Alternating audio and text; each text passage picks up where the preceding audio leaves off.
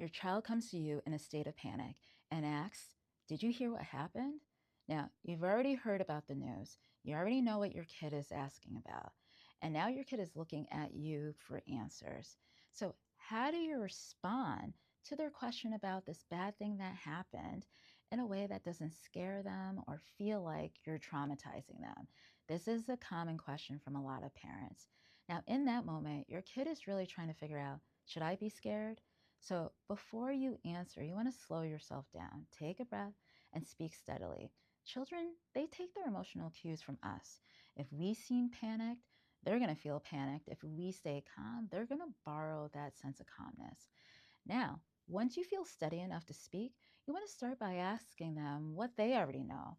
Sometimes their imagination can be much scarier than the reality of the situation. And letting them go first helps you to correct any misinformation without overwhelming them. And then you want to keep your answers simple and age appropriate. They don't need to hear all the graphic details, but what they do need to hear is just clear and honest language.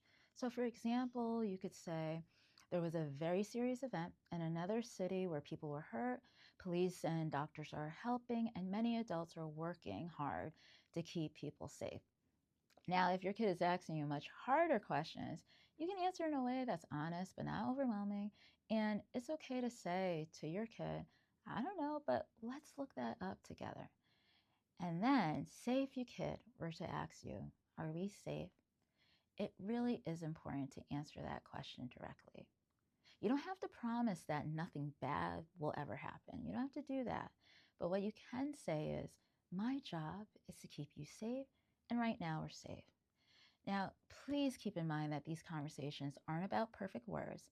They're really about helping your kid feel safe and supported during this time of so much uncertainty in the world.